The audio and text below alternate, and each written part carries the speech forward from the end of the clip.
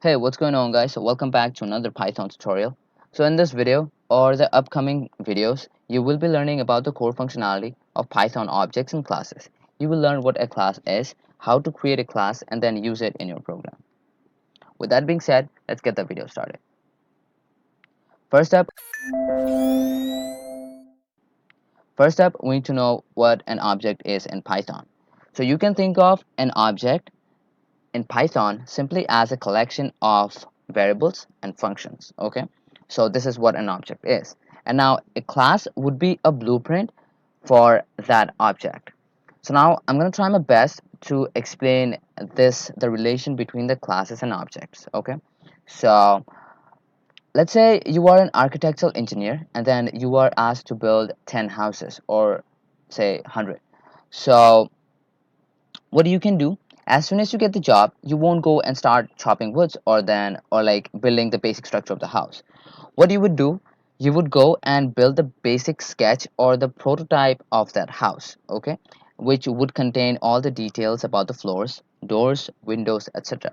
And then depending on that information, you will build the house. Okay, now this house would be an object, and then this prototype would be the class. Okay, so with the help of this prototype, you can have as many objects or as many house you want. Okay, so this is pretty much what an object and a class would be in Python. So an object in class is also called as instance, and then the process of creating an object is called as instantiation. Okay, now let's do a simple program. Let's say in your game, let's say you're building a game and then you have a bunch of enemies. Okay, so for that, the way we define a class or start a class, first we add this class keyword, and then it's kind of convention to start your variable, the first alphabet to be in uppercase. So let's say enemy, since we're aiming for the enemies. So I want all the enemies to have an HP of 100, and then I want each of these to have a function which is attack. Def attack. Now, as soon as I start the brackets, you can see that PyCharm already adds this self.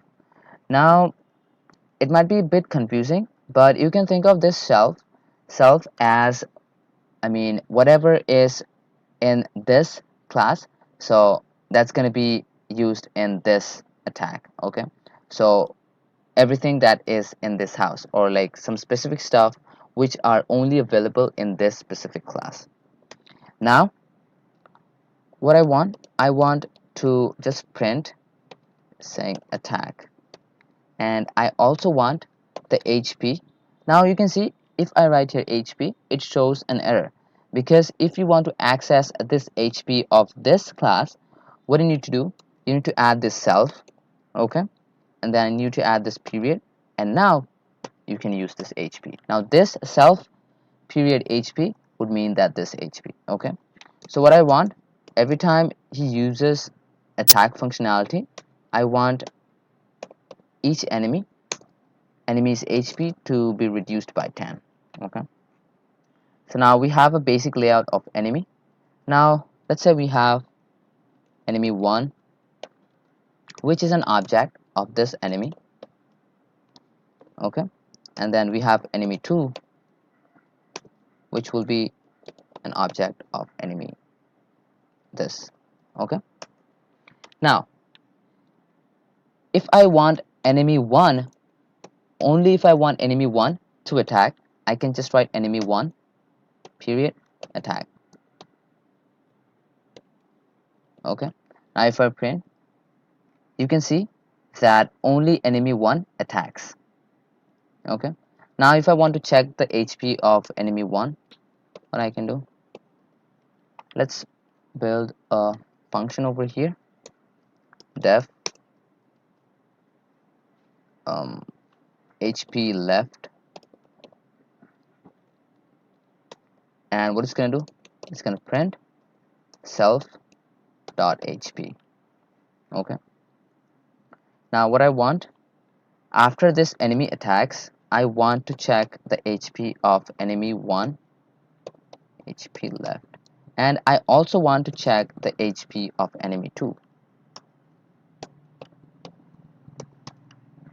Now if I run, you can see that when enemy 1 attacks, so we already added here that if anyone attacks, the HP would be reduced by 10, and so enemy 1 gets a reduced HP of 10. Okay, so it has 90. But since enemy 2 hasn't used his attack, so it still has his 100 HP. So enemy 2 didn't lose any HP. So what it basically means that each of the object that you create from a class are independent. Okay, so if I change anything in this enemy 1, it won't have any impact on this enemy 2 unless I make any changes to this class. So it's gonna be global. So what I mean by that, all the object of this class would suffer the same change if I do any change over here. But if I make any change for the specific object here, so the rest of the objects or the rest of the enemy in this case won't have an impact. So yeah, that's it for this video. I hope you guys learned something new.